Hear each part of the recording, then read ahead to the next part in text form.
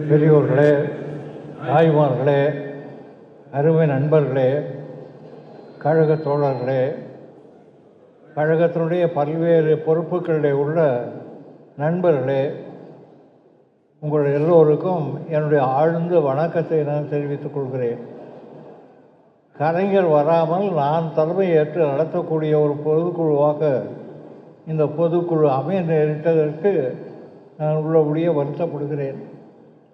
கலைஞரே வந்திருந்து நடத்த வேண்டிய ஒரு பொதுக்குழுவை அவர் இல்லாத காரணத்தால் நான் தலைமையேற்று நடத்துவேன் என்று அறிவித்து, அப்படி அறிவிக்கப்பட்ட காரணத்தால் அந்த தலைமையை நான் ஏற்றுக்கொண்டு அந்த தலைமை பொறுப்பை நிறைவேற்றுகிற முறையில் நம்முடைய தளபதி ஸ்டாலின் அவர்களை செயல் தலைவராக விளங்குகிற நம்முடைய ஸ்டாலின் அவர்களை கழகத்தை வழிநடத்த வேண்டும் என்று கேட்டுக்கொள்கிற அந்த தீர்மானத்தை உங்கள் எல்லோர் முன்னிலையிலையும் நான் படிக்க விரும்புகிறேன்.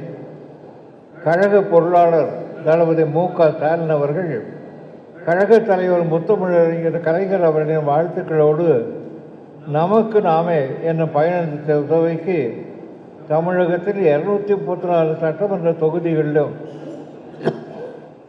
நீண்ட தரத்தையோடு சுற்றி சுழந்து 11,000 கிலோமீட்டர் அளவுக்கு பயணம் செய்து இயக்கத் தோழர்களை தவிர்த்து விவசாய பெருங்குடி மக்கள், நெசவாளர்கள், தொழிலாளர்கள், பல்துறை வல்லுநர்கள், மகளிர்,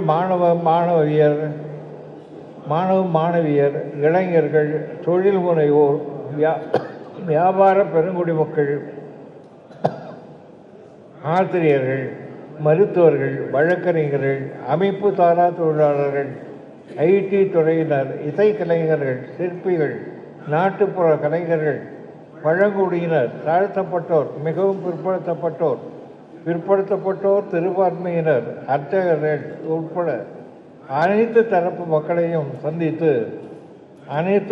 மக்களையும் தமிழ்நாடு முழுவதும் சந்தித்து சாமானிய மக்களின் எண்ண ஓட்டத்தை புரிந்து இந்த இயக்கத்தை முன்னெடுத்து செல்லும் மகத்தான மாபெரும் பணியை செய்து முடித்திருக்கிறார்கள்.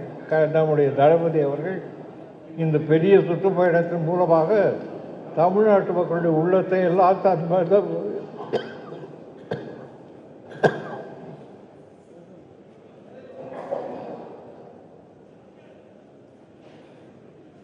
தன் பக்கம் ஈர்த்து கொண்டு இந்த அமைப்பை உருவாக்கி இருக்கிறார்.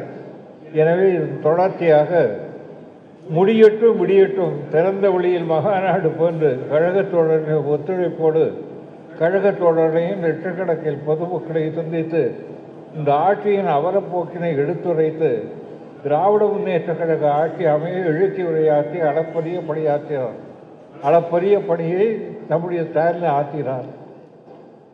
மூத்த முன்னோடிகள் 10 ஆண்டுகள் செய்த பணியினை எந்த அரசியல் கட்சி தலைவரும் செய்யாத பணியை 3 ஆண்டுகளில் முடித்து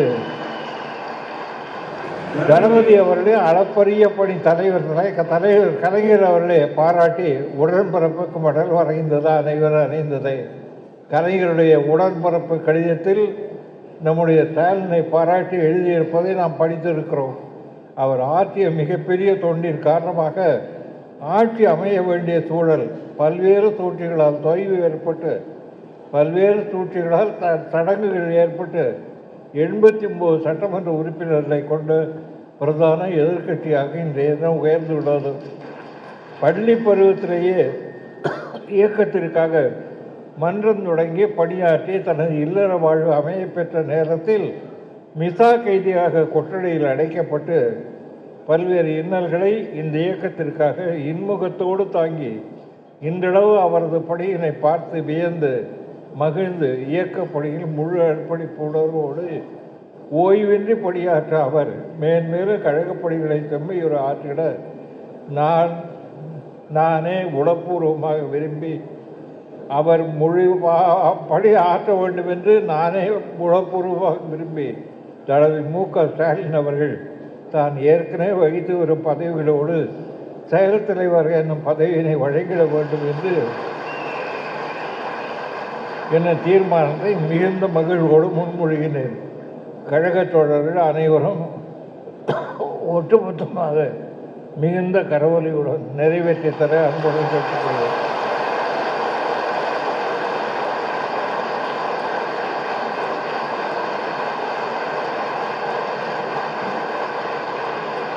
உங்களுடைய ஒட்டுமொத்தமான உங்களுடைய கரவொலி கலைஞர் வீட்டில் இருக்கிற அவர் இல்ல வரையில் இந்த ஒலி கேட்கும் என்று நான் தெரிவித்து நான் ஸ்டாலின் அவர்களை செயல் தலைவராக இங்கே உரையாற்றும் பொழுது நான் கேட்டுக்கொள்கிறேன். வணக்கம்.